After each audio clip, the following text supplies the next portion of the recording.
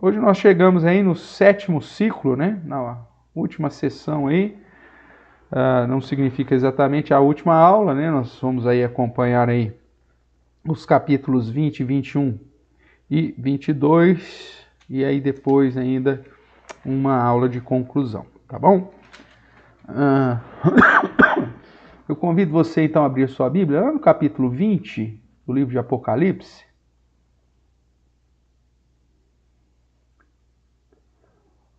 Vamos lá, aqui os irmãos aí estão chegando aí, a Vera Pois, a Márcia, também a Margarete Grião, Ricardo, Rodolfo, Rebeca, a Teca está perguntando aí sobre a novidade, né, Teca? Então vamos lá.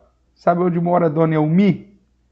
Está 2 quarteirões antes da Dona Elmi, né? Ali na Cristóvão Colombo, 1503, tá bom?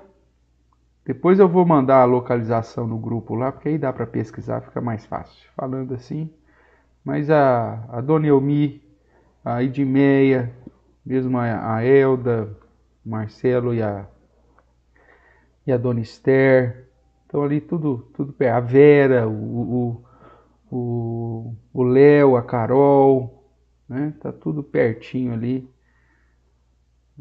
Depois a gente manda lá a localização, tá bom, Teca? Os demais irmãos aí, o Diácono André, Graziela, a Gabi, o Gabriel, Gustavo também conosco, a Tânia, a Valdívia, lá de Jabuticabal, a Marilene e o Douglas e a Andréia também conosco. Deus abençoe. Então vamos lá, abriu aí, Apocalipse capítulo 20. Maravilha. De nada, Teca, estamos juntos aqui. Vamos lá. Vamos ler então. Eu vou ler os 6 primeiros versos, porque a gente não deve mudar muito de hoje para isso aqui, né? O foco aqui nesses primeiros versos já dá aí muito pano para manga, principalmente por tudo aquilo que nós já recebemos de instrução, né? Então hoje a minha tarefa aqui é tentar desconstruir algumas coisas para começarmos a avançar um pouco mais no entendimento completo aí nesse modo de interpretar o livro do Apocalipse. Tá joia? Vamos lá, irmãos.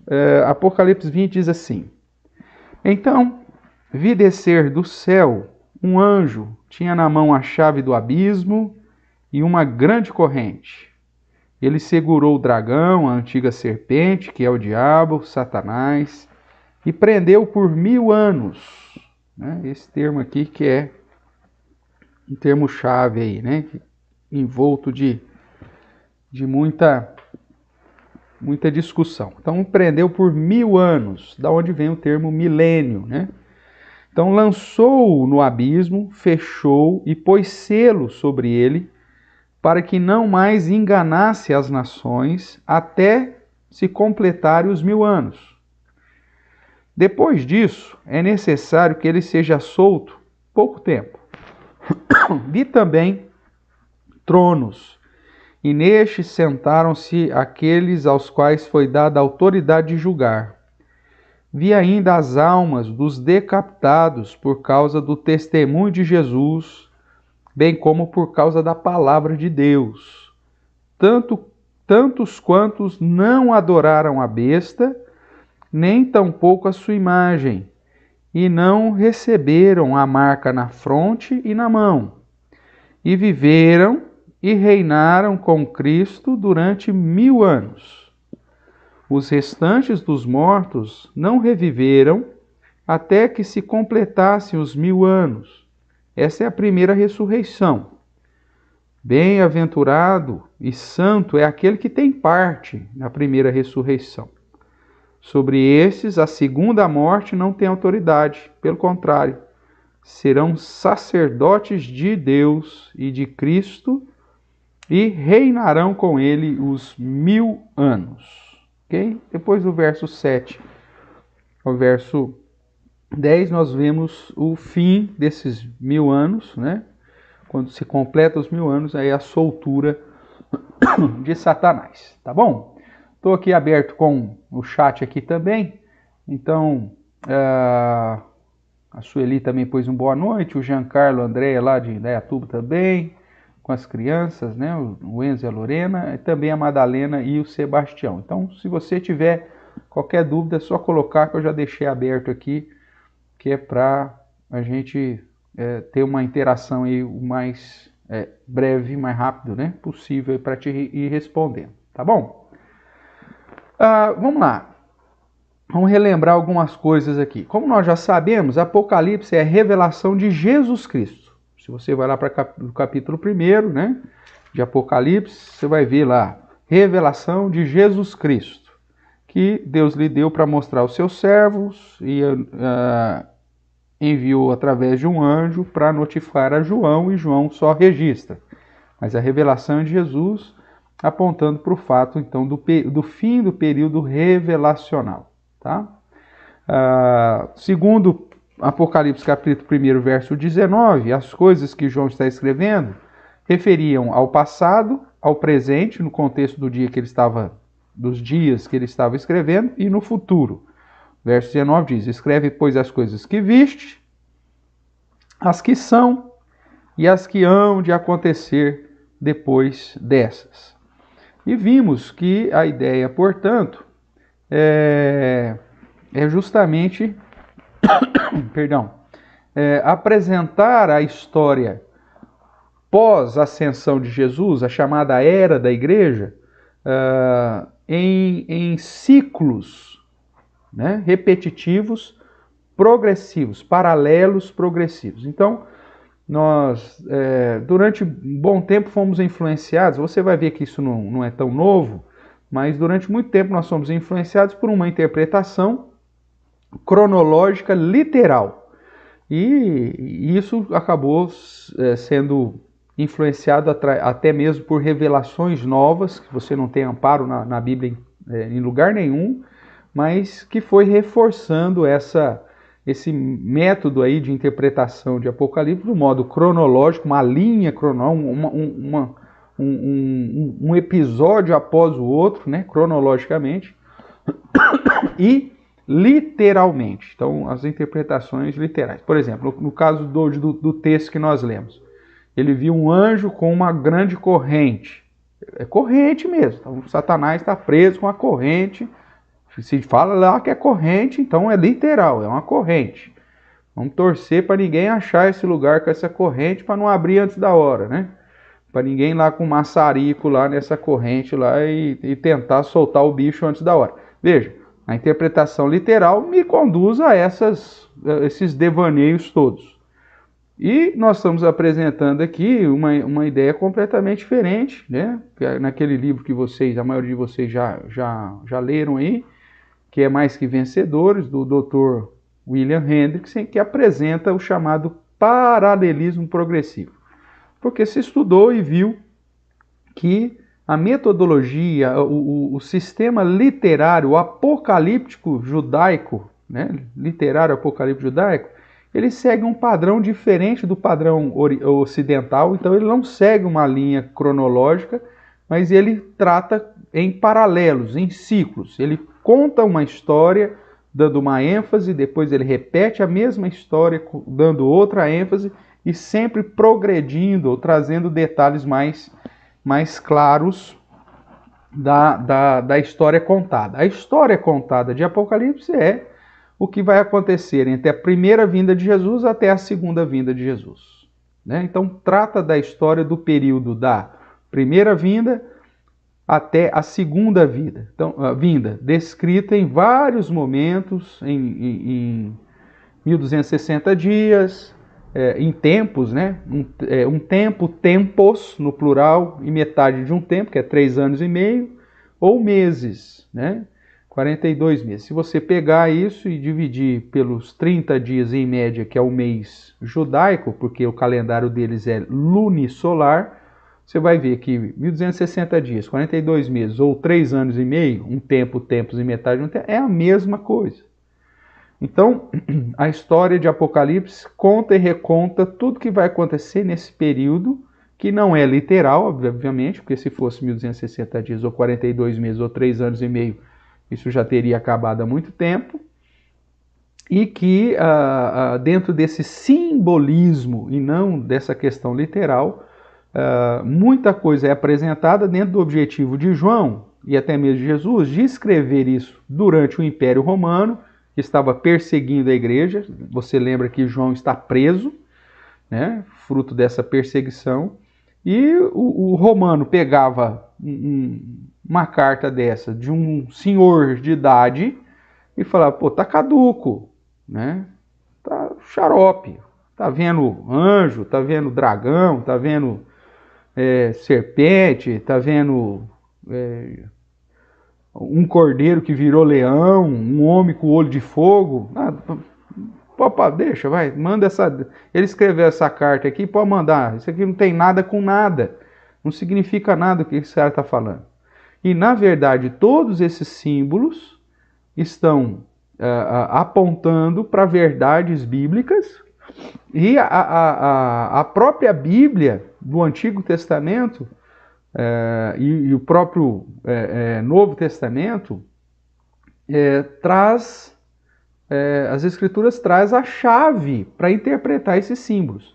Então, quando os símbolos não são explicados no próprio livro do Apocalipse, quem conhece as Escrituras vai achar em alguns livros do Antigo Testamento, em especial Gênesis, você vai encontrar também Isaías, Ezequiel, Daniel, né, Jeremias, textos que apontam, e os outros apóstolos que apontam como chave para a interpretação aqui de Apocalipse. E vimos então que o objetivo de João era mostrar a vitória de Jesus, o cordeiro que foi morto, e da sua igreja, que é a sua noiva, a sua esposa, sobre o diabo, que é o dragão, e os seus aliados.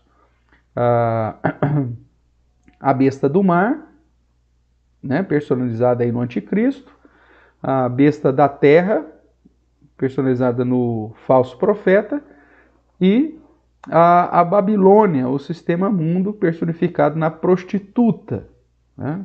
Veja que a Babilônia é um sistema mundo. Então, tudo leva a crer, como é um símbolo, que o falso profeta também seja o sistema de erros doutrinários, heréticos, filosóficos, que são contra Deus. E que o anticristo também aponta tão somente para um sistema. Então, um poder político, religioso e mundano. Tá certo? Nessa história, né, de extrema ação, nós vemos então que o diabo ele foi expulso dos céus.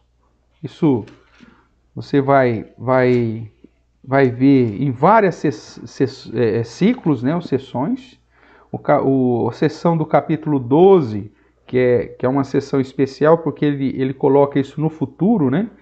Em todas as outras situações ele coloca eu vi no céu, eu vi emergir, eu vi acontecer. No verso 12 ele coloca isso como futuro, viu-se, né, um grande sinal, tratando do sinal. E aí, nesse contexto todo, ele conta a história de quando Jesus foi para se encarnar, e aí o diabo, então, se levanta para perseguir. Não consegue derrubar o Messias, então depois ele é expulso do céu, porque Cristo vence na cruz, essa é a ideia. Ele perde a função de acusador, ele não tem mais o porquê de acusar, porque Jesus já pagou o preço, né?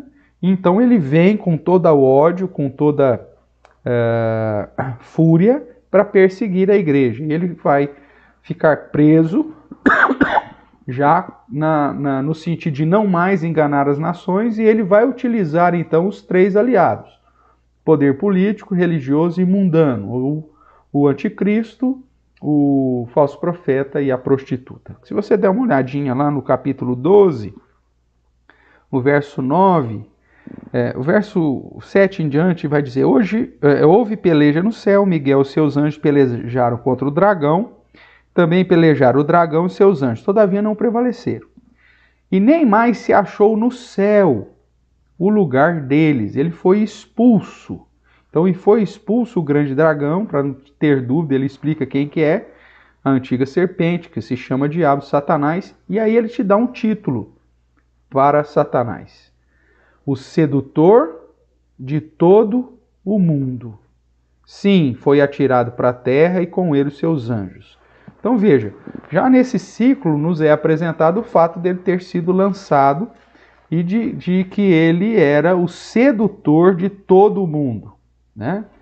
E aí, voltando aqui para o capítulo 20, já nós vemos que ele então prendeu Satanás, né? E segundo o verso 3, para não mais seduzir as nações, para não mais enganar as nações. Isso fica claro também no verso 10, nós não lemos, mas dê uma olhadinha aí em Apocalipse 20, verso 10, que diz: o diabo, o sedutor deles, o sedutor do mundo. Então aponta para a mesma situação, tá certo? Então, com o início de uma nova sessão, o João vai recontar a história. O objetivo aqui, no capítulo 20 a 22, é contar toda a história de novo, do mesmo período, né, paralelo, porém agora enfatizando o que aconteceu com Satanás, o que acontece com ele. Ele já falou lá na primeira sessão sobre a igreja, as dificuldades que a igreja passaria e o que se espera dessa igreja, né, que é fidelidade, né, luta em prol da sã doutrina, né, lutar contra as heresias e contra o desânimo, né, contra as questões do mundo. Depois nós vemos a segunda sessão falando de que Jesus foi assunto ao céu para assentar no trono, então Jesus já reina, ele toma o livro selado, ninguém podia nem olhar para ele, Jesus então subiu aos céus para isso, e é isso que diz Mateus, né, que ele recebeu autoridade no céu e na terra. Então ele assume verdadeiramente o reino de todo o universo. O Pai lhe concede essa situação, né, de governo. E aí então ele começa a abrir esse livro selado que permite à igreja avançar com o evangelho, alcançando todas as nações, mas em reação a isso o diabo vem e se levanta na figura dos cavaleiros, os outros 3 cavaleiros dos selos, para perseguir a igreja do Senhor. Aí, nesse meio tempo, é feito alguns parênteses explicando sobre a totalidade dos crentes, né? Nós já explicamos sobre os 144 mil, visando os glorificados, aquela coisa toda. A igreja perseguida clama ao Senhor, e aí nós abrimos uma outra sessão das trombetas, e em resposta à oração dos crentes, Deus então envia um juízo sobre os ímpios, que são os trovões. Os selos é o reflexo da perseguição sobre os crentes, as trombetas são aplicações da ira de Deus sobre os ímpios, né? Se você olhar lá no capítulo 9, por exemplo, vamos dar uma olhadinha no capítulo 9 que é interessante. Volte aí, Apocalipse 9 vai dizer, verso 1: o 5º anjo tocou a trombeta e vi uma estrela caída do céu na terra, e lhe foi dada a chave do poço do abismo. Veja, na 5ª trombeta é o paralelo com a saída do poço de Satanás. Quem que é a estrela caída do céu? Nós sabemos, pela tradição, pela história, né, de todo o Antigo Testamento, que essa estrela que caiu do céu é uma referência ao próprio Satanás. E ele abriu o poço do abismo, subiu fumaça do poço, com fumaceira de grande fornalha, fumaceira saída do poço, escureceu o sol, e a fumaça saíram gafanhotos da terra, e foi dado o poder com que tem os escorpiões da terra. E foi dito que não causasse dano à erva da terra, nem qualquer coisa verde, nem a árvore alguma, então somente aos homens que não têm o selo de Deus sobre a fronte. Então veja, o capítulo 9, mais uma vez, você tem o paralelo da abertura do abismo, que é do abismo que ele vai começar a contar lá, que Satanás foi preso, mas que no finalzinho dos 1000 anos ele é solto e ele sai com todo o poder dos seus demônios, inclusive para aplicar aqui a 5ª trombeta. Então a 5ª trombeta e o final do milênio, eles são paralelos. Veja, estou pegando exemplos aqui justamente para mostrar, são situações aí que mostra e confirma essa ideia do paralelismo, tá bom? Então, nós iniciando aqui nessa história de extremação, vemos que o diabo foi expulso do céu, agora persegue a igreja do Senhor, que ficou para cumprir a missão de anunciar o evangelho para todo mundo. É a abertura do primeiro selo. E é o que está em paralelo ao fato de que o diabo não pode mais enganar as nações, então o evangelho anuncia. Veja, a história não foi escrita, então, de um modo sequencial, mas de modo a contar a mesma história, dando ênfase em temas complementares, o que chamamos então de paralelismo progressivo. Sendo assim, o apóstolo João conta e reconta a história 7 vezes. Se você tentar interpretar isso de modo cronológico e literal, você vai ter um problemão. Você vai falar da volta de Jesus, do juízo várias vezes, e isso vai trazer mais confusão do que solução, tá bom? Vamos lá. Nós já vimos 6 ciclos. Então nós vimos que o período em questão, todo esse período aí entre a primeira e segunda vinda de Cristo, exige da igreja fidelidade até a morte. Entendemos também que a tarefa da igreja já é vitoriosa, apesar de que nem todas as pessoas dentro dela serem de fato contadas entre os eleitos. Já vimos vários momentos mostrando que nem todos que estão no templo são verdadeiramente Deus, mas somente aqueles contados perto do altar. Lembra dessa analogia, né? Então, sobre os que foram perseguidos e mortos, Apocalipse nos revela que eles estão na presença do Senhor, aguardando o cumprimento do tempo de Deus, né? Então é nesse sentido aqui que nós vemos também no verso 4, que ele viu também tronos, nestes sentaram-se aqueles os quais foi dada a autoridade de julgar. Se você lembrar, tem o trono de Deus e os 24 anciãos, né? E as almas dos mártires, dos decapitados por causa do testemunho. Veja, é sempre isso, por causa do testemunho de Jesus e por causa da palavra de Deus. Essa duplicidade está praticamente em todos os ciclos, ok? Nós somos chamados a testemunhar de Jesus e permanecemos fiéis à palavra, né? E que não adoraram a besta, nem tampouco a sua imagem, não receberam na mão direita e nem na fronte, ou seja, o modo de pensar e o modo de agir foram fiéis a Deus, foram fiéis ao padrão do Senhor, ok?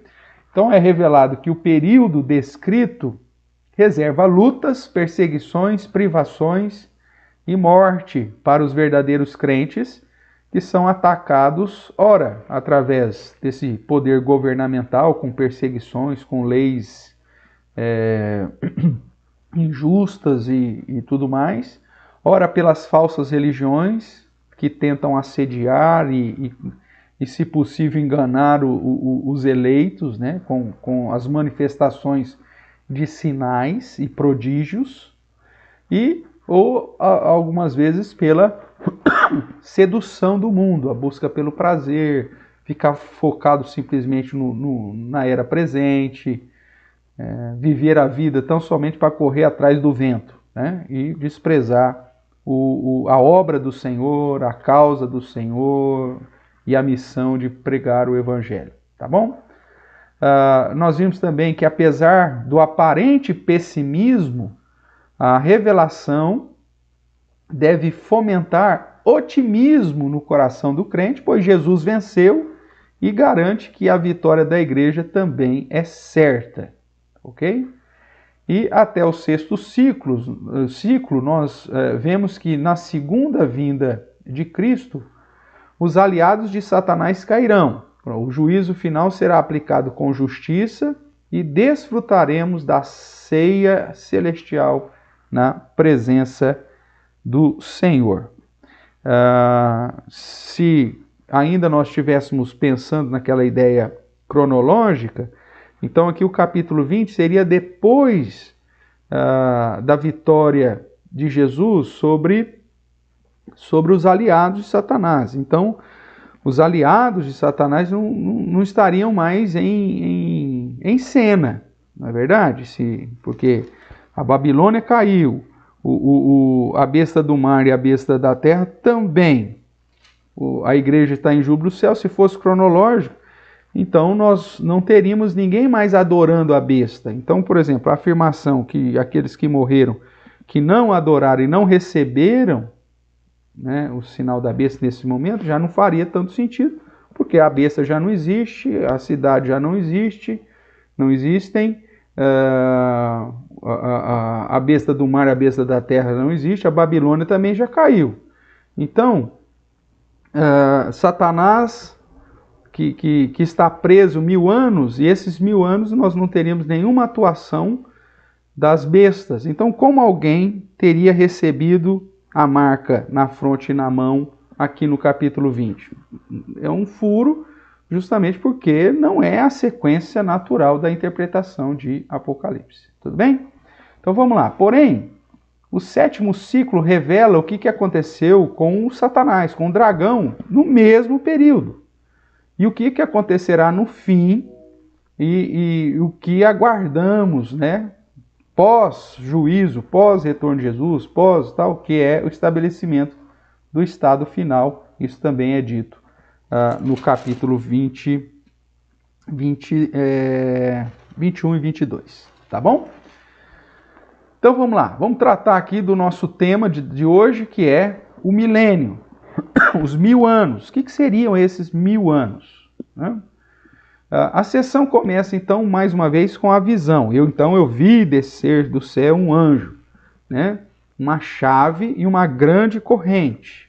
Tá certo? Essa é a visão de João. Este anjo, então, prende o dragão, a antiga serpente, que é o diabo Satanás, isso está aí claro, que é Satanás, por 1000 anos, ou seja, 1000 anos ou milênio, por 1000 anos. Se a gente fosse seguir a ideia cronológica literal, então 1000 anos teria que ser exatamente 1000 anos, nada mais, nada menos, ok? Agora, como nós já temos seguido essa linha do paralelismo progressivo simbólico, 1000 anos é tão somente mais um número que aponta para um período perfeito, para um período completo. Todos os símbolos múltiplos de 7 e múltiplos de 10 apontam para a perfeição.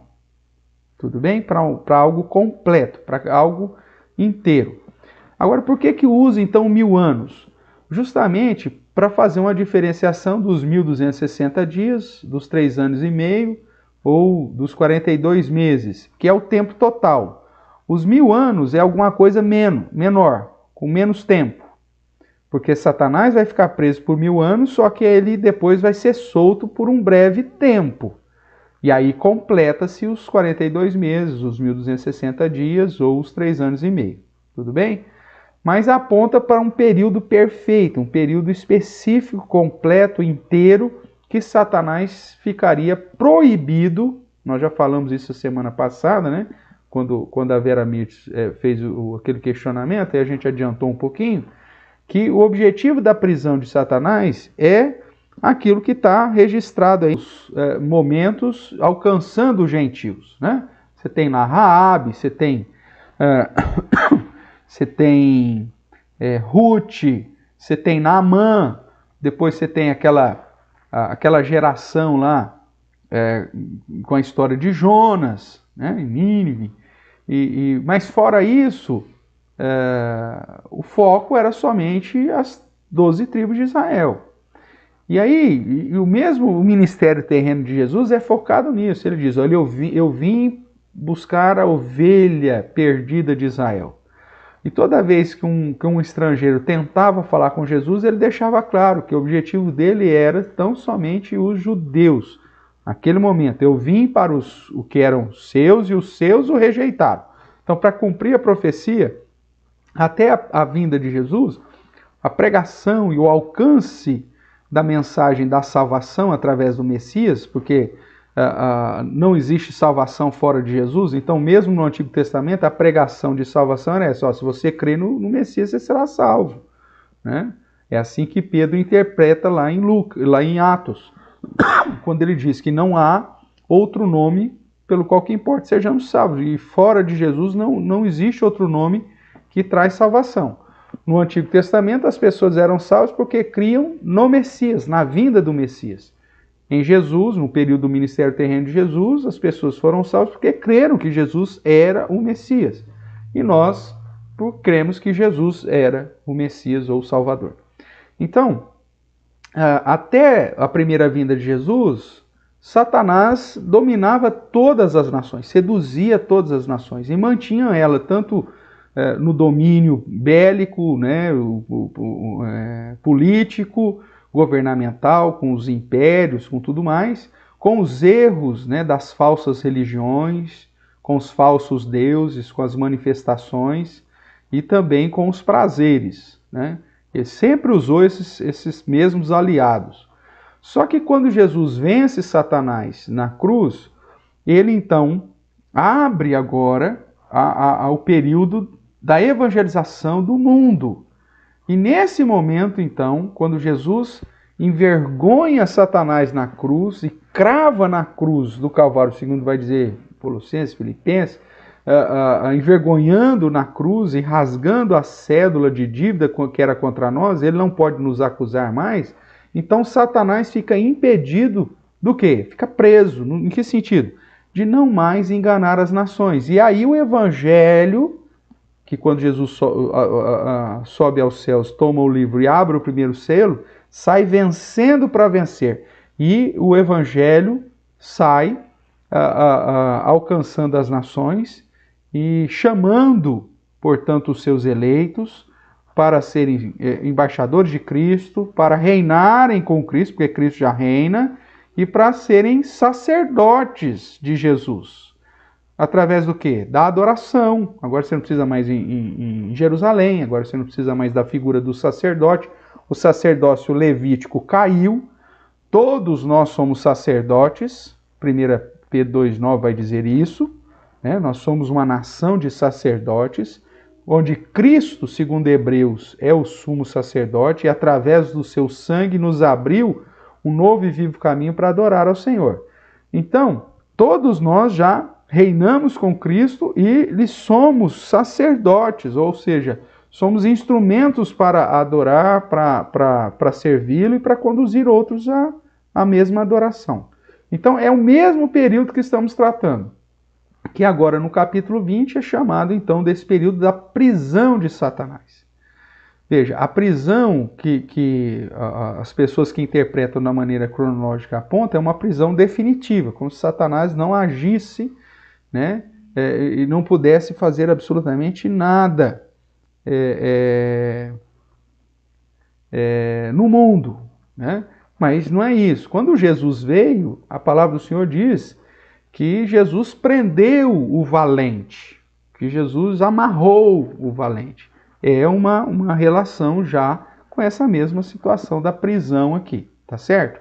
Mesmo porque, se a gente for pensar na questão literal, então você tem que ter um lugar específico, uma corrente aí, né? Esse abismo que foi selado, fechado com selo, né? Daria um filme interessante, né? Encontrar o selo onde Satanás está preso, né? E aí alguém lá desavisado vai e abre o selo. Já na verdade já existe esse filme, não vou lembrar o nome agora, mas passa na África, né? Coitado da África, tudo que dá de zebra joga lá para a África. Entre os coptas na Etiópia, então os caras vão lá, acham uma igrejinha lá antiga que tem um selo, ele abre e sai Satanás.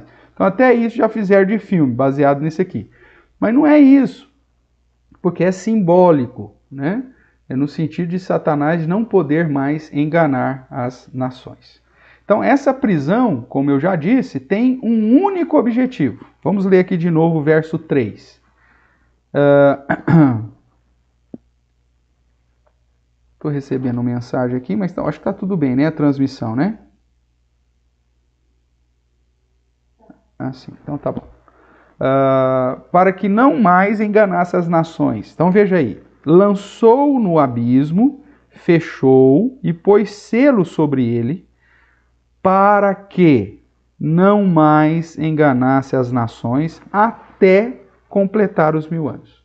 E aí depois, se a gente vai ler agora do verso 7 ao verso 10, né? Para fazer sentido, no capítulo 20 aqui de Apocalipse, verso 7. Quando, porém, se completarem os 1000 anos, né? Que é o tempo completo de Deus, o tempo certo de Deus, Satanás será solto da sua prisão e sairá a enganar as nações, sairá a seduzir as nações que há nos 4 cantos da terra. Gog e Magog, nós vamos estudar isso na hora que formos tratar desse versículo, a fim de reuni-las para a peleja. O número dessas é como a areia do mar. Marcharam então pela superfície da terra, sitiaram o acampamento dos santos e a cidade querida. Desceu, porém, fogo do céu e os consumiu. O diabo, o sedutor deles, foi lançado para dentro do lago de fogo e enxofre, onde já se encontram não só a besta, como também o falso profeta, e serão atormentados de dia e de noite pelos séculos dos séculos. Então, simplesmente ele vai ser solto para seduzir de novo as nações, para ter um levante terrível de perseguição, provavelmente a grande tribulação, e depois Jesus virá, e aí termina com o juízo de todos, inclusive do próprio Satanás. Veja que ele não está tratando agora dos outros de um modo geral, porque o foco aqui nessa sessão é simplesmente falar do que vai acontecer com o diabo. Ou seja, não existe o reino do diabo, ok? Ele vai ser lançado também dentro do lago de fogo e enxofre, e ele vai ser condenado eternamente. Então aquela visão católica, o céu é o reino de Deus, o inferno é o reino do diabo, isso não existe, porque o diabo, ele não é um antagonista de Deus, ele não é o bandido, né, o mocinho, não, é um Deus soberano, inclusive com o diabo, que o serve e que se levanta para perseguir aqueles que Deus separou para si, mas que Deus virá e vencerá definitivamente, inclusive, o próprio Satanás. Tudo bem, irmãos? Então, beleza. Vamos trabalhar aqui mais um pouquinho ainda com essa ideia do milênio. Então, os 1000 anos refere-se ao reinado de Cristo antes da inauguração do estado final. Então, se nós cremos que Jesus reina hoje, nós já vimos e demos prova que Jesus reina hoje. Os 1000 anos desse reinado, sem a ação de Satanás enganando as nações, é o reinado de Cristo sobre as nações, né? Então, lá no verso 6, no final do verso 6, vai dizer que aqueles que já passaram pela primeira ressurreição, o segunda morte não tem autoridade, nós também vamos estudar detalhadamente essas expressões, mas diz assim, pelo contrário, serão sacerdotes de Deus e de Cristo e reinarão com eles os 1000 anos. Então, nesse período, se Cristo já está reinando todo esse período, a igreja está reinando com ele. E somos sacerdotes de Deus nesse período. Nós adoramos ao Senhor. Você não precisa da figura de um sacerdote levítico para apresentar a adoração no seu lugar, o holocausto no seu lugar.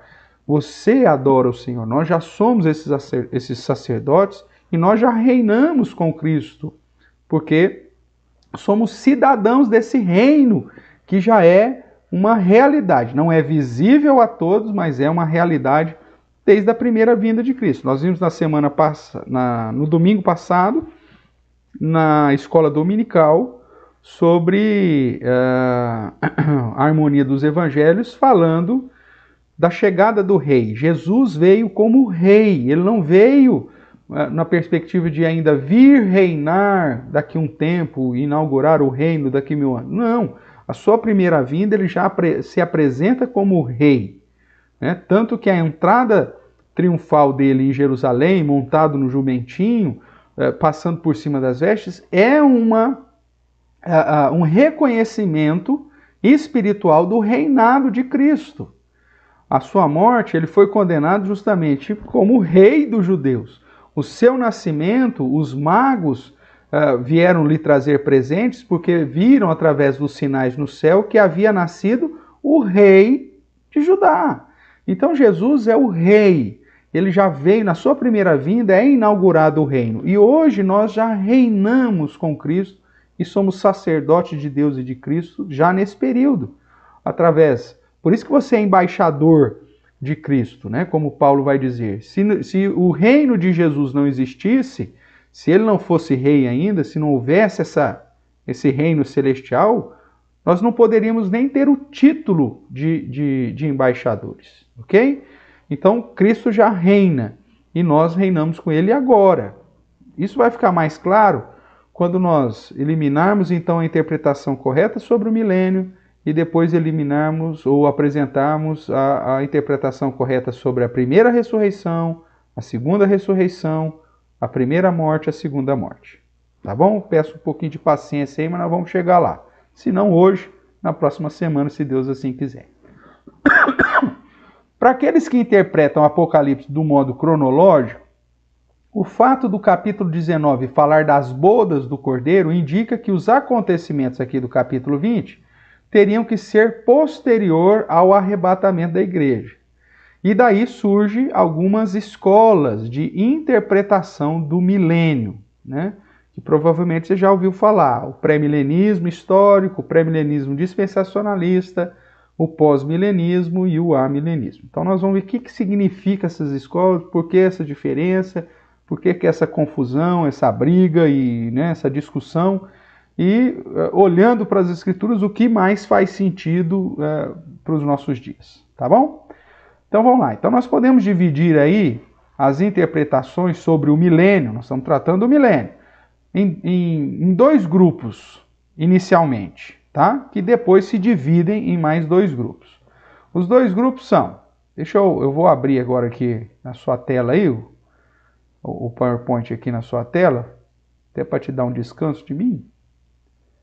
Vamos lá. Então nós temos aqui o modo de interpretação, as escolas e as características. Então nós podemos dividir em dois grupos. O grupo de modo de interpretação do milênio literal.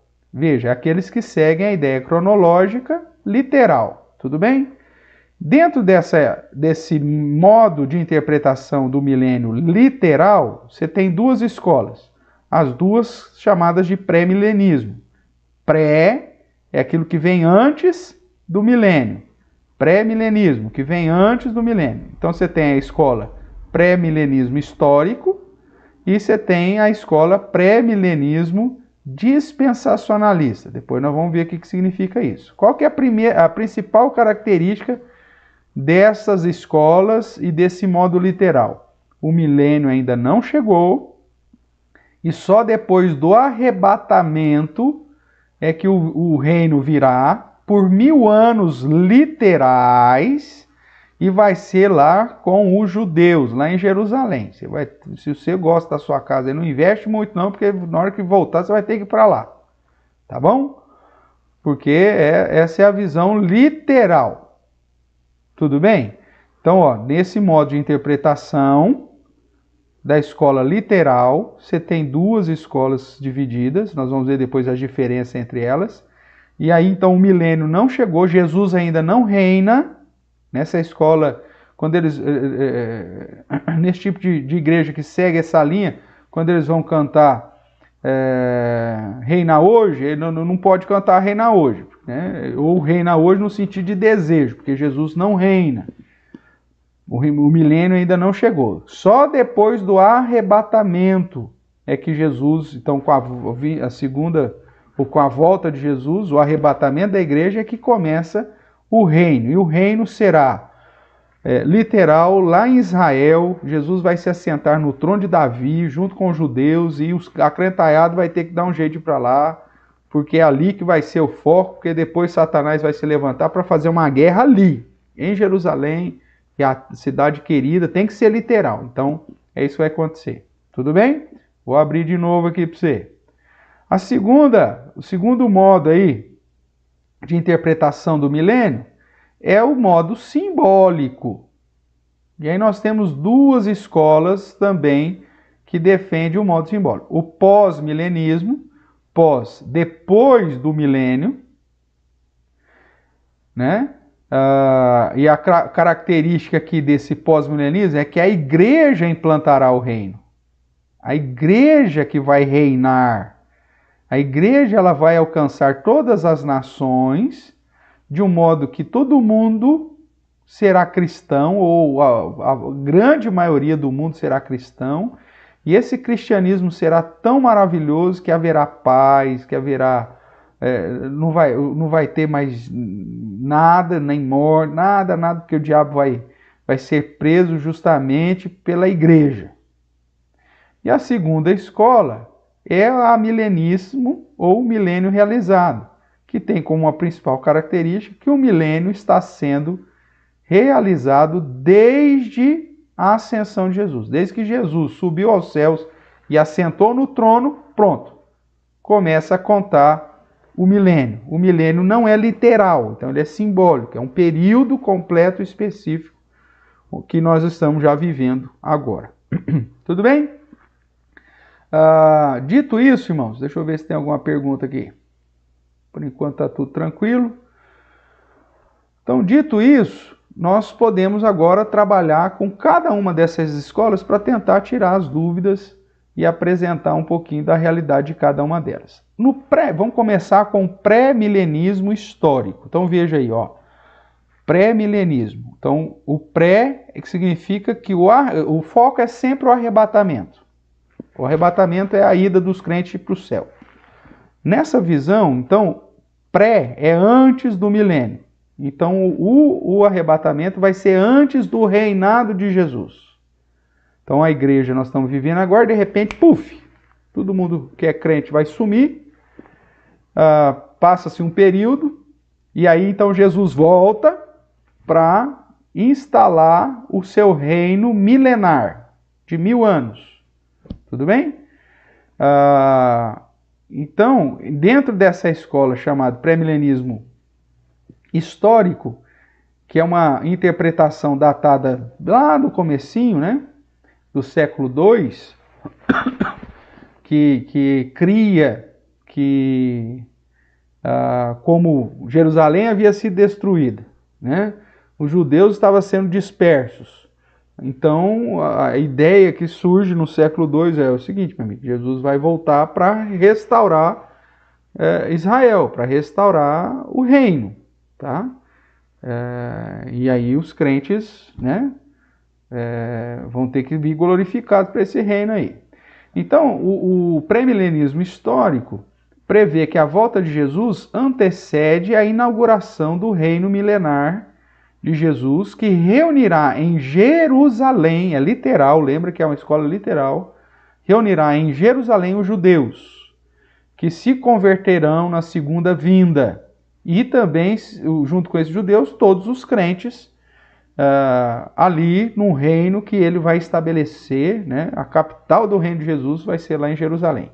Então seria a ressurreição do trono de Davi e do templo de Jerusalém. Então teríamos a reconstrução do templo, teremos ali a reconstrução dos palácios de Davi, os tronos de Davi, e Jesus viria para reinar ali com os judeus e com os crentes em Jerusalém, literalmente, tá? E aí eles têm alguns versos, né, alguns textos base para referendar essa escola, né? Porém, sempre focando nessa interpretação literal dos textos, tá certo? Então, você pega lá 1 Reis 2, né, quando você tem a promessa que não faltaria sucessor no trono de Davi, né? Só que isso não significa que o sucessor tem que ser literal e tem que ser em Jerusalém. Você pega Romanos 9, que fala de que perto do fim os judeus seriam mais uma vez alcançados. Nós estamos vivendo o período dos gentios, o evangelho crescendo. Os judeus ainda continuam desprezando a Cristo, né? Mas que no final Paulo mostra o desejo, inclusive, e a realidade de que no final muitos judeus se voltariam para Cristo. Nós já sabemos que tem muitos judeus messiânicos, né? Então não necessariamente tem que ser uma situação literal que toda a geração de judeus existente desse período tem que ser messiânico ou cristão, né? E aí você tem alguns outros textos aí, vamos dar uma olhadinha nisso? Vamos lá para João, capítulo 2. Evangelho de João.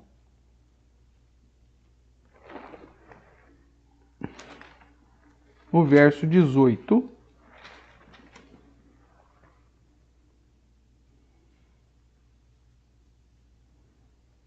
João capítulo 2, do 18. Lembrando que João está tratando mais da última semana, né? Perto da última semana de Jesus. Então, logo aqui no capítulo 2 já fica claro aquilo que está mais no final dos outros evangelhos. Está aproximando a Páscoa dos judeus. Jesus foi para Jerusalém. E aí, então, o verso 18. Perguntaram-lhe, pois, os judeus: que sinal nos mostras para fazeres estas coisas? Porque Jesus aqui tinha entrado lá no templo, derrubado tudo, chutado, derrubado as cadeiras, virado tudo pelo chão, derramou o dinheiro dos cambistas, virou mesa, né? Jesus Paz e Amor, que é pregado hoje, né? Não tem nada a ver com esse Jesus aqui de zelo. Veja o verso 17, inclusive. Vamos ver o 13 aqui para você ver todo o contexto. Então, estando próximo à Páscoa dos judeus, subiu Jesus para Jerusalém, encontrou no templo os que vendiam bois, ovelhas e pombas, e também os cambistas assentados. Tendo feito um azarrague de cordas, ele saiu dando chicotada em todo mundo, expulsou todos do templo, bem como as ovelhas, os bois, e derramou pelo chão o dinheiro dos cambistas. Virou as mesas, né? E disse aos que vendiam as pombas: tirai daqui estas coisas. Chamou as pombinhas de coisa. Os defensores dos animais ficam loucos. Não façais da casa de meu pai casa de negócio. Nós vamos tratar isso aqui domingo na escola dominical, tá? Lembraram-se os seus discípulos de que está escrito: o zelo da tua casa me consumirá. Então o que Jesus fez aqui é justamente demonstrar o zelo pela casa de Deus como um cumprimento profético, tá bom? E aí então o texto que nos interessa. Perguntaram-lhe, pois, os judeus: que sinal nos mostras para fazer essas coisas? Quem que você está pensando que você é para você chegar aqui e virar as mesas, jogar o dinheiro, pôr todo mundo correr, dar chicotada em todo mundo e pôr todo mundo para correr? Jesus lhe respondeu: destruí este santuário e em 3 dias o reconstruirei. Replicaram os judeus: em 46 anos foi edificado esse santuário e tu em 3 dias o levantarás? Ele, porém, se referia ao santuário do seu corpo.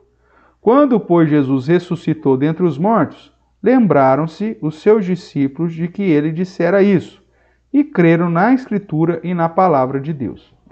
Veja, irmãos, aqui está um exemplo de que uma situação específica da aplicação da palavra de Jesus, que não foi e nem poderia ser interpretada de modo literal, mas sim de modo simbólico.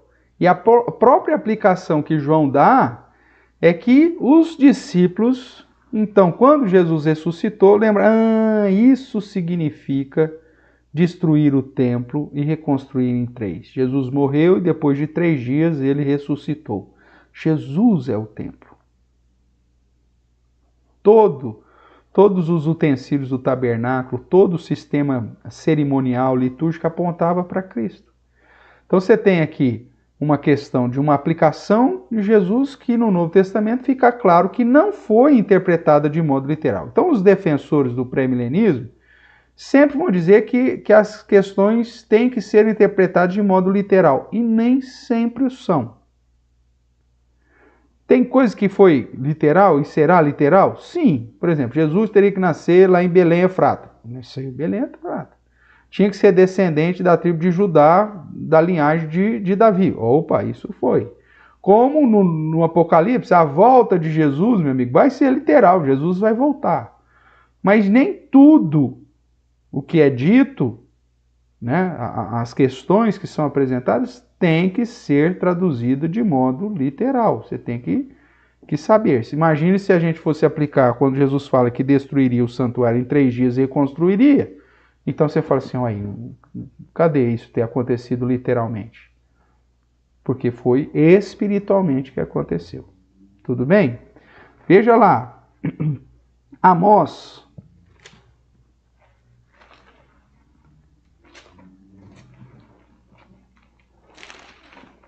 vamos lá para os profetas, Oséias, Joel, Amós. Amós capítulo 9, verso 11 e o verso 12.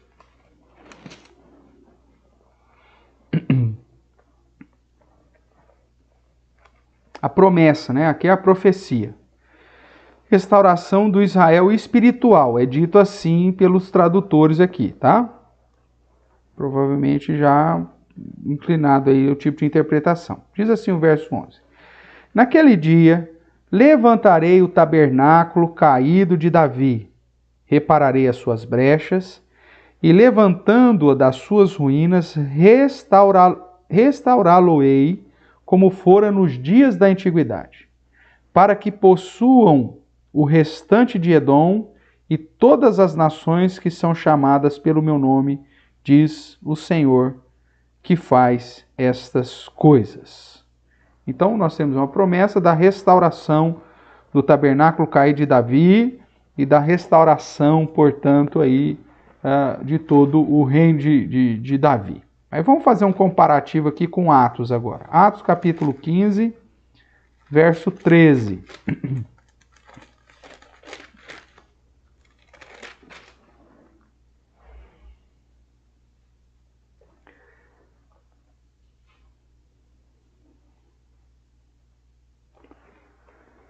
Que é a reunião lá de Jerusalém, e vamos ver aí uma sequência aí. Primeiramente aqui Atos 15, verso 13. Depois que eles terminaram, falou Tiago dizendo, irmãos, atentai nas minhas palavras. E aí ele vai trazer a sequência aí. Vamos lá. Expôs Simão como Deus primeiramente visitou os gentios, a fim de construir dentre eles um povo para seu nome. Conferem com isto as palavras dos profetas, como está escrito. Presta atenção. Cumpridas essas coisas, voltarei e reedificarei o tabernáculo caído de Davi, e levantando-os das suas ruínas, restaurá-lo-ei. Veja, Tiago está citando aqui que? Amós. Para que os demais homens busquem o Senhor, e também todos os gentios sobre os quais tem sido invocado o meu nome. Diz o Senhor que faz essas coisas conhecidas destes séculos. Tiago vai interpretar, veja, nós estamos aqui em Atos, um livro inspirado por Deus, né? Tiago, líder da igreja de Jerusalém, o seu parecer foi aceito pelos apóstolos, e ele diz que o restaurar do tabernáculo caído de Davi é a inserção dos gentios na igreja. Amós vai dizer, para que possuam o restante de Edom e todas as nações que são chamadas pelo meu nome, diz o Senhor que fez essas coisas. Tiago vai usar a profecia específica da restauração do tabernáculo caído de Davi para dizer que é o reino de Jesus alcançando as nações. O trono, o reinado de Cristo, que já era uma realidade aqui em Atos, porque Jesus já tinha sido assunto ao céu, alcançando todas as nações. Então a interpretação inspirada por Tiago é que a profecia da restauração do tabernáculo caído de Davi não era literal, mas era um símbolo que apontava para a conversão dos gentios e que esses gentios fossem agregados na igreja. E é justamente isso que Atos, capítulo 15, a reunião de Jerusalém, está tratando, a recepção dos gentios na igreja. Foi literal o que aconteceu? Não. E a Bíblia diz que foi a interpretação, que foi a realização da profecia de Amós? Sim. Então veja, essas escolas literais, elas desprezam que a própria Bíblia, em vários momentos, quando tratam de realizações de profecias, apontam para a realização tão somente simbólica, espiritual, e não literal e física. Tudo bem? Vamos outros exemplos. Vamos lá, Atos 2. Atos capítulo 2, o verso 29.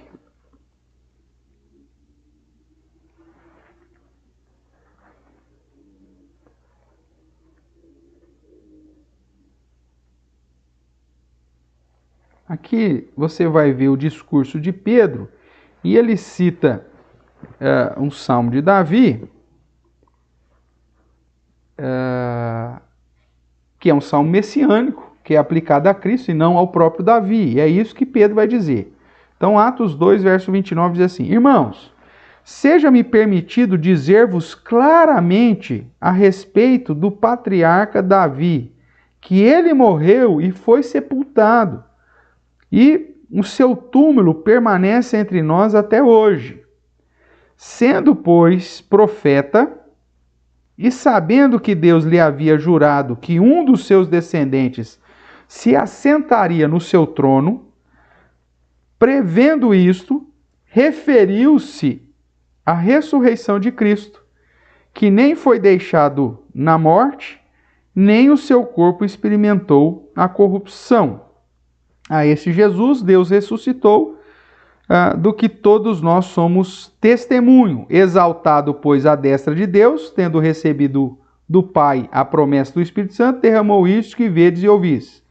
Porque Davi não subiu aos céus, mas ele mesmo declara: disse o Senhor ao meu Senhor, assenta-te à minha direita, até que eu ponha os teus inimigos por estrado dos teus pés. Esteja absolutamente certa, pois, toda a casa de Israel, de que é esse Jesus que vos crucificastes, Deus o fez Senhor e Cristo.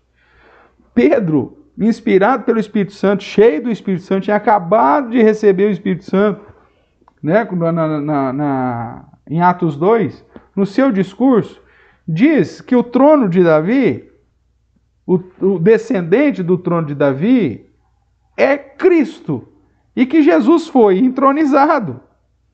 Que Jesus, ele assume o trono e assenta ao trono com a sua ressurreição e sua ascensão. Estaria tendo recebido do Pai a promessa ao ponto de se assentar à destra do Pai. Ou seja, essa expressão, assentar-se à destra do Pai, é reinar. É justamente ter autoridade para reinar.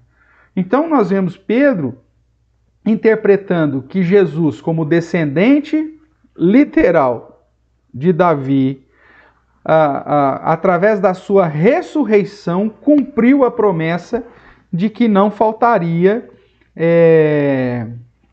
sucessor para o trono de Davi e que assentou à destra do Pai, ou seja, uma expressão que aponta para o reinado de Cristo, e que colocaria todos os seus inimigos debaixo dos seus pés, ou seja, alcançaria as nações e essas nações se converteriam ao senhorio, ao poder de Jesus, o Salvador, o Cristo. Veja, Pedro interpreta isso também de modo simbólico.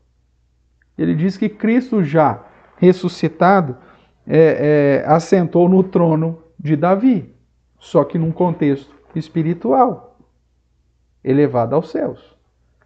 Tudo bem até aqui, irmãos? Então eu estou usando isso para te mostrar que a própria palavra de Deus nos traz, vários momentos, interpretações de profecias como sendo uma aplicação tão somente simbólica e espiritual, e não necessariamente literal e física. Jesus não assentou num trono aqui, mas Pedro diz que ele é o descendente que se assentou na sua ressurreição, se assentando à destra do Pai. Tudo bem? Como que nós estamos aí? Deixa eu ver você aqui.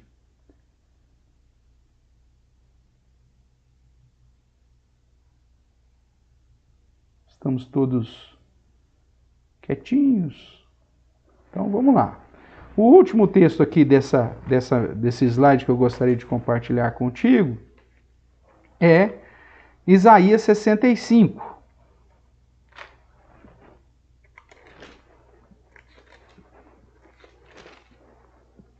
Isaías 65, verso 17.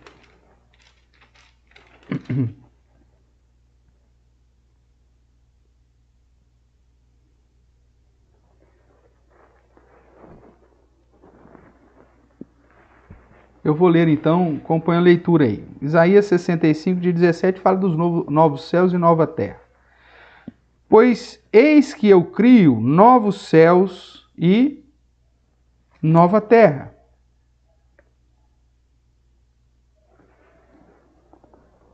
E não haverá lembrança das coisas passadas, jamais haverá memória delas.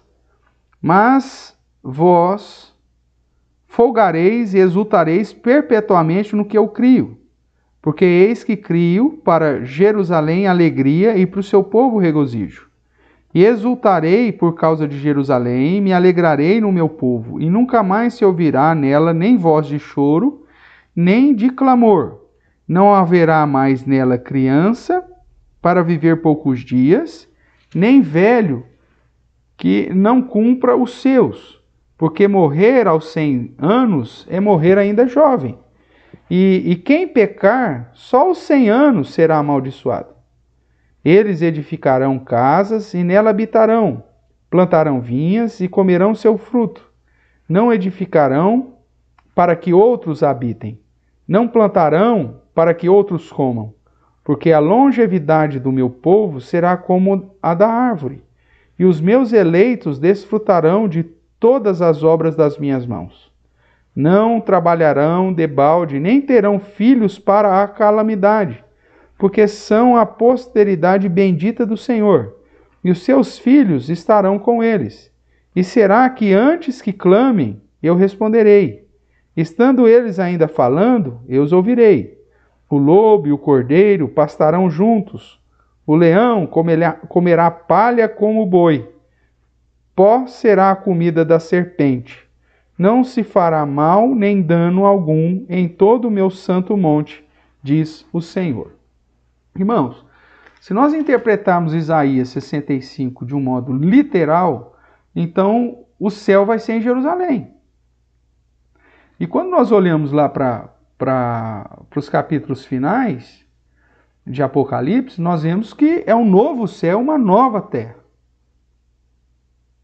É a nova Jerusalém, que não é literal, né? Como da mesma forma, muitas dessas perspectivas aqui não são literais. Quando Apocalipse diz, olha, não haverá choro, né? Deus enxugará do rosto toda lágrima, referindo-se ao novo céu e nova terra, não é porque você não vai lembrar de coisa alguma. A lembrança que Isaías vai dizer aqui é a lembrança do pecado, das consequências do pecado. Se a gente for interpretar, inclusive, isso aqui de modo literal, você vê que vai ter pecado no céu. Porque ele diz que aqueles que pecarem só serão... e quem pecar, só aos 100 anos será amaldiçoado. E no novo céu e na nova terra não tem pecado, não tem maldição. Então, é uma forma de escrever, irmãos, para apontar o fato de que isso não vai existir. O pecado não vai existir, a maldição não vai existir. Mas não posso interpretar isso de modo literal, porque senão eu gero, inclusive, um conflito terrível com a própria Escritura. Então vai ter pecado no céu. Porque aqui diz que aquele que pecar, mas só com 100 anos vai ser amaldiçoado. Até 100 anos você não vai... Mas a eternidade vai ser contada? Então só os 100 primeiros anos da eternidade é que a gente está isento de qualquer tipo de maldição. Veja, isso é ilógico, não está correto com todas as demais interpretações dos textos bíblicos. É um texto para ser interpretado de um modo simbólico, que aponta para o fato que não haverá pecado, de que não haverá justamente essa condenação e essa lembrança do pecado. Logo, o melhor modo de você interpretar as Escrituras é com equilíbrio, obviamente, mas entendendo as questões simbólicas como símbolos de fato e não literais. Tudo bem? A Heloísa, inclusive, pôs aí, né? Complicado essa interpretação literal. É muito. Porque aí, quando eu me prendo à interpretação literal, que não é o modo que o judeu interpretou. Nós vimos aqui os próprios apóstolos e os líderes da igreja interpretando de uma maneira simbólica. Textos importantes. E quando a igreja despreza, inclusive, esse modo de enxergar do judeu e da interpretação que o próprio judeu dá, a gente fica preso a uma questão literal que gera mais confusão do que solução. Tudo bem, irmãos? Nosso tempo está avançando, então vamos aqui pelo menos tentar liquidar aqui o pré-milenismo histórico. Eu preparei para você conhecer, né, como que funciona a visão dele. Então deixa eu abrir aqui de novo o PowerPoint aqui na sua tela. Então nós temos aí uma cruzinha que aponta para a primeira vinda de Jesus, tá bom? Tá pequenininha aí, mas é porque a gente vai ter mais coisa aqui. Então vamos lá. Dentro da visão do arrebatamento antes do milênio, né? Então vamos lá. Jesus vem, você tem a era da igreja. Esse período que nós estamos vivendo. Tudo bem? Jesus veio, nasceu, viveu, morreu, ressuscitou e subiu. Então aí começa o chamado período da era da igreja. Aí na visão pré-milenista histórica, o que acontece? Jesus vai voltar. Esse é o histórico. Tá? O clássico. No dispensacionalista também é diferente. Nós vamos ver que essa volta de Jesus é secreta. É a outra visão. Nessa aqui, que é chamada de histórica, então tem a volta de Jesus. Tudo bem? Aí o que acontece? Na volta de Jesus acontece a ressurreição somente dos crentes, que é o que eles chamam da primeira ressurreição, baseada lá em Apocalipse capítulo 20, que fala da primeira ressurreição e segunda ressurreição. Você vai ver que essa primeira ressurreição e segunda ressurreição é um negócio totalmente diferente. Nós vamos estudar isso. Mas na visão pré-milenista histórica, então Jesus veio, foi assunto ao céu, começa a era da igreja, é o que nós estamos vivendo. Jesus vai voltar, os crentes que morreram aqui, ó, vão ressuscitar. Tudo bem? Aí o que acontece? Acontece o arrebatamento. Existe a ressurreição dos crentes e a igreja é arrebatada.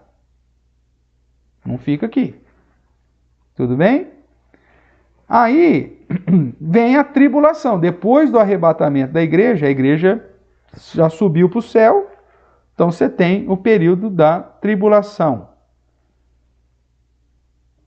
Aí o que acontece? Segunda volta de Cristo. Essa é a outra setinha mais clara aqui. Segunda volta de Cristo. A igreja foi, no caso do pré-milenismo histórico, ele não trata do tempo. No pré-milenismo dispensacionalista, você vai ver que a volta secreta e a segunda volta de Jesus tem um período de 7 anos, tá? Mas no pré-milenismo histórico, você não tem. Então tem a volta de Jesus, ressuscita os crentes, acontece o arrebatamento. Piscar, abrir e fechar de olhos. Tudo assim. E aí, então, Jesus volta e começa o quê? O milênio. Literais, exatos. Você vai saber quando começa e quando vai terminar. Que ano nós estamos? Está no ano 212 do milênio. Ei, meu Deus do céu, ainda falta mais não sei quantos anos. É isso. Você vai esperar esses 1000 anos aí. Reinando, sendo sacerdote, aquela coisa toda. Tudo bem? E aí depois, então, você tem a ressurreição dos não crentes no final do milênio. Todos os não crentes que morreram desde aqui, ó. Desde desde antes do período de Cristo, todos os descrentes, né? Quem não creu no Messias antes de Cristo e no período da igreja, só vai ressuscitar aqui, ó, depois do milênio. E aí, então, vem o juízo final, porque agora está todo mundo ressuscitado, os crentes já ressuscitou aqui, está vivendo no milênio. Acontece aqui o juízo final, que é a questão da condenação de todo mundo, e a partir do juízo final começa, então, o novo céu, nova terra, o estado de eternidade. Então, essa é a visão do pré-milenismo histórico. O arrebatamento acontece antes do milênio. Tudo bem? Então, é essa visão. E eles seguem muitos disso aqui por uma questão de interpretação cronológica do livro de Apocalipse. Tá? Você que tem a apostila aí, o desenho, é lógico que aqui nesse desenho está coloridinho, mais bonitinho e tal, mas o básico aí você vai ter na sua apostila na página de número 130, tá? Você aí, ó, tem aí também mais ou menos o esquema aí para você compreender. Esse é o pré-milenismo histórico. Por que nós não acreditamos nesse sistema? Primeiro, porque Jesus tem que voltar mais de 2 vezes. A promessa bíblica é que Jesus voltará a segunda vez. Nessa metodologia, Jesus volta para que aconteça a ressurreição e, consequentemente, o arrebatamento. E depois ele volta com a igreja para iniciar o milênio. Então você tem a primeira vinda de Cristo, a segunda e a terceira vinda de Cristo. Isso já fere completamente aquilo que nós vemos nas Sagradas Escrituras. Tudo bem? Depois nós vamos ver que por conta dessa resposta de 2 vindas, aí o pré-milenismo histórico ele se desenvolve para o pré-milenismo dispensacionalista. E aí o que eles fazem? Eles eliminam essa primeira volta de Cristo, diz que o arrebatamento vai ser secreto.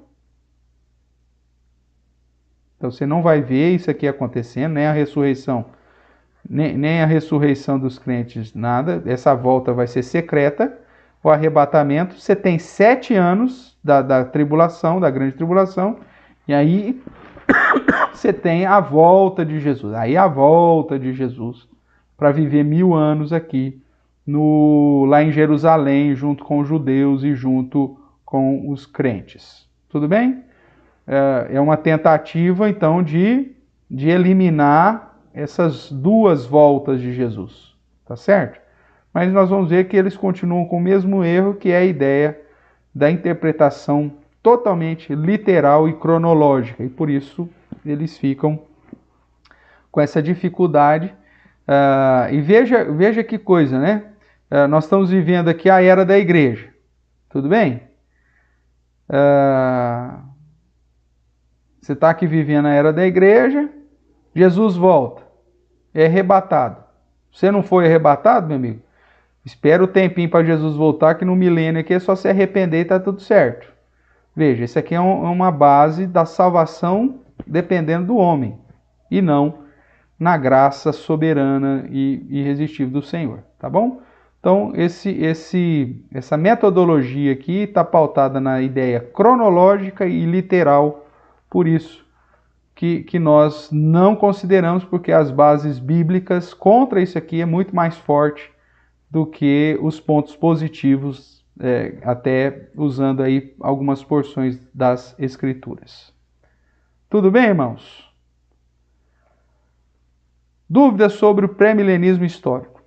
Eu acredito que se você depois der uma lidinha aí na apostila, vai ficar jóia. Semana que vem, a gente continua tratando do milênio. E aí, já como a base já foi dada, aí a gente vai tentar já fechar as outras 3 escolas, né? O pré-milenismo dispensacionalista, o pós-milenismo e o amilenismo, para tentar entender, então, como que funciona a interpretação do milênio.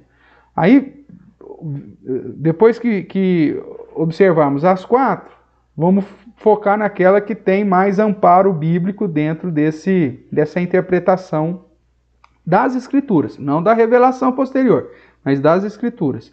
E aí, então, a gente define que esse milênio que Satanás foi preso é justamente o mesmo período, desde a primeira vinda de Cristo até um pouquinho antes da sua volta. Porque o objetivo dessa prisão é tão somente fazer com que o Satanás não mais ludibrie, engane e impeça as nações de serem alcançadas pelo Evangelho. Ok? Então, se Deus permitir, semana que vem a gente continua aí tratando das escolas do milênio. E aí, na sequência, irmãos, vamos tratar da primeira e segunda ressurreição. Veja que nesse modelo, eles colocam a primeira ressurreição e segunda ressurreição como literais também. Primeira ressurreição dos crentes e segunda ressurreição dos não crentes. Tudo bem? Nós também vamos estudar e vamos ver o que significa essa relação da primeira e segunda ressurreição. Não seria de sofrimento, Heloísa, porque Cristo estaria aqui, né? Estaria reinando, mas seria um período aí de 1000 anos literais, aguardando inclusive o juízo, aguardando inclusive a luta de Satanás, porque Satanás vai reunir todas as nações para no final desse período aqui, né, vir guerrear, né, segundo se fosse literal, o verso 7 aqui do capítulo 20. Né? Quando, porém, se completarem os 1000 anos, Satanás será solto da sua prisão, sairá a seduzir as nações que há nos 4 cantos da terra, Gog e Magog, a fim de reuni-las para a peleja. Verso 9. Marcharão então pela superfície da terra e sitiarão o acampamento dos santos e a cidade querida. Então, a ideia é que são 1000 anos, não de sofrimento, mas 1000 anos de paz, né? Como nós vimos lá em Isaías, até o leão vai parar de comer, né? As coisas, vai comer grama, então é a ideia lá que seria o milênio, né? O lobo e a ovelhinha junto, aquela coisa toda, então não teria sofrimento, mas nós teríamos aqui a certeza de que no finalzinho, então, o diabo viria para uma peleja, para uma guerra, para uma situação de conflito, para que só então houvesse o juízo final e aí a inauguração da eternidade. Veja, essa escola, né, mesmo que ela não elimina a possibilidade do sofrimento nos 1000 anos, Heloísa, ela simplesmente prolonga essa questão de um tempo aqui, sem nenhum propósito fundamentado na própria palavra de Deus, que deseja, que a palavra do Senhor deseja que o Senhor esteja já vivendo na eternidade com o seu povo, tá bom? Vamos lá, a Vera também pôs aqui, pastor, então, que fase nós estamos vivendo? Para mim é muito difícil mesmo. Ó, nessa escola, veja, essa aqui é uma das escolas só, Vera. Nós temos 4, tá certo? Nós não aceitamos essa aqui. Tudo bem? Você vai encontrar pessoas que seguem essa, é um número muito pequeno, inclusive pastores presbiterianos que seguem essa história, mas com a base toda que nós fizemos até agora, não é esse modelo que nós estamos seguindo, tá? Não é esse modelo aqui que nós estamos seguindo. Mas, usando esse modelo aqui, eu vou até abrir aqui para você, de novo. Usando esse modelo, Vera, nós estaríamos ainda aqui, ó, na era da igreja. Nós estamos vivendo aqui, ó, nesse período aqui, ó, nesse laranjinho aqui. Porque tem que esperar a volta de Jesus, a ressurreição, o arrebatamento, a tribulação. A tribulação termina quando começa o milênio, tá vendo? Então nós estamos vivendo aqui, ó. Tá aqui, onde está a setinha aí. Nessa visão. Nesse tipo de interpretação. Pastor, é esse o tipo de interpretação que a igreja presbiteriana, na sua maioria, segue? Não, não é. Tá? Então, é só a primeira. Semana que vem eu vou tentar já apresentar as 3, para não ficar essa questão da dúvida, para a gente já comparar as 4 escolas e já bater o martelo naquela que nós cremos. Realmente, Thelma, vamos lá. Para eles, então, nesse milênio não haveria os crentes, pois já foram arrebatados, é isso? Não, na ideia deles, os crentes são arrebatados e voltam depois com Jesus, na terceira volta de Cristo. Esse é o pré-milenismo histórico. No pré-milenismo dispensacionalista, você vai ver que Jesus volta, a igreja é uma volta secreta, a igreja é arrebatada, passa-se 7 anos no céu, e depois, que é os 7 anos das bodas do Cordeiro, e depois de 7 anos, então, voltaria para inaugurar um milênio. É na onde eu brinco, né? Se isso acontecer, eu vou dar um trabalho terrível para os anjos, Thelma. Por quê?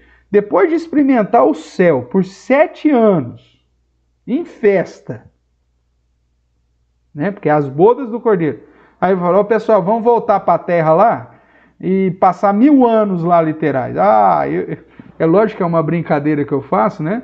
Mas vai sair pena de anjo para todo lado, porque não vai ser fácil esse povo me tirar do céu para voltar para viver mais 1000 anos aqui. Mas é lógico que essa é uma brincadeira que eu faço, né? Até talvez uma brincadeira de mau gosto aí, mas tudo bem. Então, para eles, os crentes, eles têm um arrebatamento, mas quando Jesus volta para inaugurar o milênio,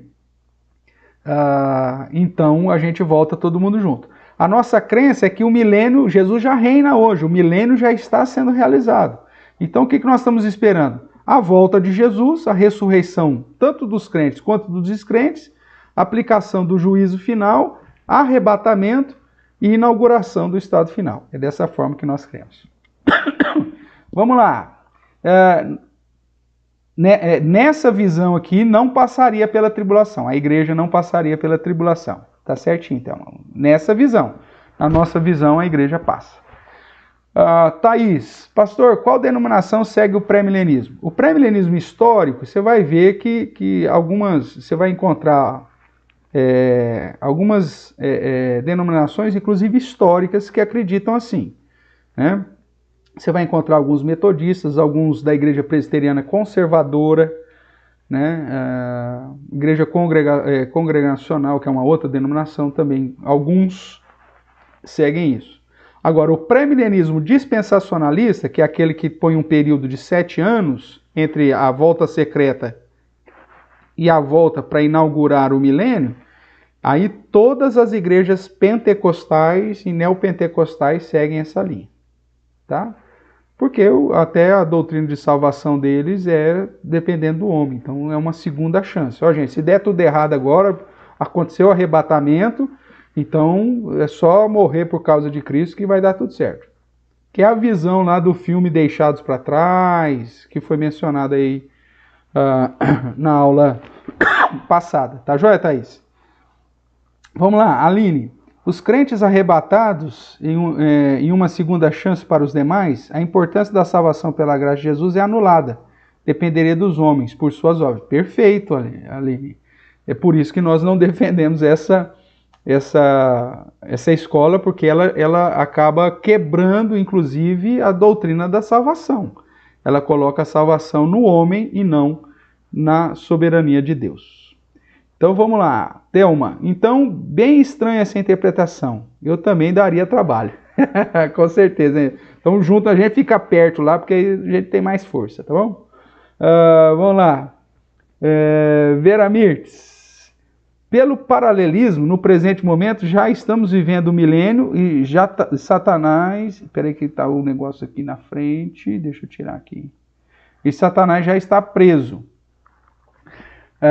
Então, Vera, na verdade, na visão do paralelismo progressivo, que defende a escola do amilenismo, o milênio já está sendo realizado desde que Cristo subiu. Satanás já foi preso na primeira vinda de Cristo, quando Jesus amarra o valente para que o evangelho avance. Então, Satanás já está preso, mas preso no sentido de que ele não pode mais seduzir as nações, ele não pode mais enganar as nações. Por isso o evangelho avança. Então, Jesus já reina hoje? Reina. E nós já reinamos com ele hoje, somos sacerdotes dele. Nós estamos já vivendo todo esse período. Tá certo? Quer ver? Deixa eu... Sei que o nosso tempo já passou aí um pouquinho. Mas deixa eu avançar aqui. Então esse, ó, presta atenção aqui, ó, no nome, ó, pré-milenismo. Tá vendo aqui, né? Aqui em cima, aqui, ó, pré-milenismo histórico. Tudo bem? Eu vou avançar os slides aqui só para que você chegue. Aqui é o outro pré-milenismo, que é aqueles 7 anos que eu falei para vocês que ele põe aqui, ó, de intervalo da primeira vinda, do arrebatamento. Tem 7 anos, que é os 7 anos da tribulação, a igreja não está aqui. Termina a tribulação, a igreja volta com Jesus, começa um milênio. Esse é o pré-milenismo dispensacionalista. Depois é igualzinho o outro, tá bom? Aí o pós-milenismo, então Jesus vem.